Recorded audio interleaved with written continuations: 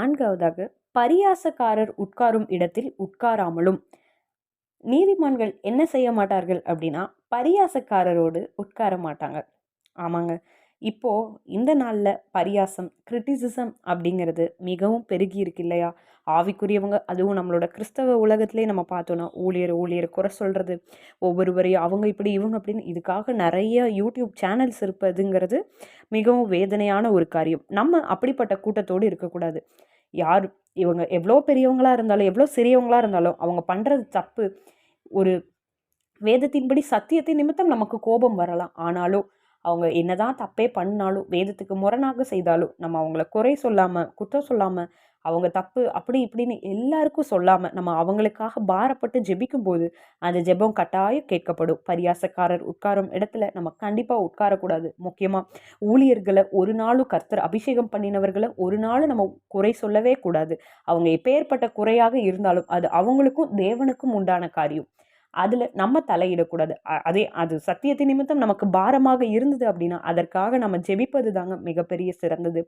இந்த நாள்ல இந்த 4 காரியங்களும் நீதிமான்கள் என்னென்ன செய்ய மாட்டார்கள் அப்படிங்கிறத குறித்து நம்ம தியானிச்சோம். நம்பர் 1 பாவம் அப்படிங்கிறது வளரக்கூடியது. நாளுக்கு நாள் அது வளர்ந்து, இல்ல இன்னைக்கு வேண்டாம் நான் நாளைக்கு பார்த்துக்கிறேன், நாளைக்கு பார்த்துக்கிறேன்னு தட்டி கழிக்காதீங்க. நேரத்த வீணாக்காதீங்க. மனம் திரும்புவதற்கு காலதாமதம் பண்ணாதீங்க. கண்டிப்பா உடனே இப்பொழுது இந்த மெசேஜ பார்க்கும்போதே, இந்த வீடியோவ கேட்கும்போதே, தேவன் உங்கள எந்தெந்த காரியங்கள்ல உணர்த்துறாரோ, அந்தந்த இடங்கள விட்டு கொடுத்து, நம்ம விழுந்த இடங்கள ஒப்பு கொடுக்கும்போது, கட்டாயம் தேவன் நம்ம சீல்கள பிதுக்கி நம்மள குணமாக்கி, மீண்டுமாக தம்முடைய பிள்ளையாக ஏற்றுக்கொள்வார். 2வதாக துன்மார்க்கருடைய ஆலோசனையில் நடக்காம, நம்ம நடக்கிற ஆலோசனை நம்ம யாரோட கைடன்ஸ்ல நடக்கிறோம்? நம்மளோட ஓன் கைடன்ஸ்ல நடக்கிறோமா? இல்ல ஒவ்வொரு மனுஷங்களுடைய இன்ஃப்ளூயன்ஸ் இருக்கா? இல்ல கிறிஸ்துவின் அன்பு என்னை நெருக்கி ஏவுகிறதுன்னு பவுல் அடிகளார் சொல்லுகிறார் இல்லையா? இல்ல அந்த தேவனுடைய ஆலோசனையின்படி நம்ம நடக்கிறோமா? அப்படிங்கிறத இந்த நாள்ல தியானிச்சு பார்ப்போம். 3வதாக பாவிகளுடைய வழியில் நில்லாமலும் அப்படிங்கிறத குறித்து பார்த்தோம் இல்லையா? இடுக்கமான வாசல தெரிந்து கொள்வோம். கஷ்டமாகத்தான் இருக்கும். வாலிப பிராயத்துல இந்த சேனல் சிறப்பாக வாலிபர்களுக்கும் தேவனுக்கும் இருக்க உறவை மேன்மைப்படுத்துவதற்காக உருவாக்கப்பட்ட நம்ம சேனல் தான் கிறிஸ்டியன் பெஸ்டி.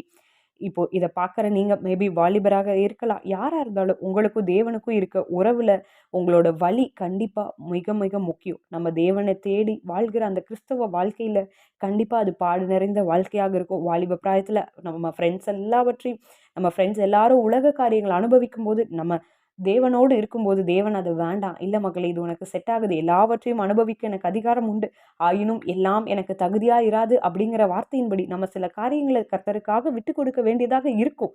ஆனால் அது அப்பொழுது நமக்கு கஷ்டமா இருந்தாலும் ஃபியூச்சர்ல அது நமக்கு மிகப்பெரிய ஒரு ஆசீர்வாதமாக நம்ம தலையின் மேல ஒவ்வொரு கிரீடமாக வந்து விழுவதை நம்ம பார்க்க முடியும். 4வதாக பரியாசக்காரர் உட்காரும் இடத்தில் உட்காராமலும். ஆமாங்க.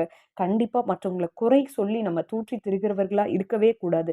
குறை சொல்லி தூற்றி திரிகிறது சாத்தானுடைய ஏஜென்ட் அப்படிங்கிற ஒரு வேலைய தான் நம்ம செஞ்சுட்ருப்போம். குறை சொல்லி யாரையும் எத குறித்து குறை சொல்லாம நம்மளுக்கு பிடிக்கலையா, நம்ம அங்கருந்து விலகிக்குவோம்.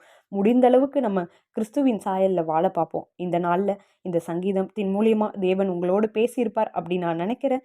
இந்த வீடியோ உங்களுக்கு பிரயோஜனமா இருந்தா தொடர்ந்து ஜெபியுங்க. தொடர்ந்து வருகிற அனைத்து பகுதிகளையும் பாருங்க. உங்களோட ஆவிக்குரிய வாழ்க்கைக்கு மிகவும் பயனுள்ளதா இருக்கும்.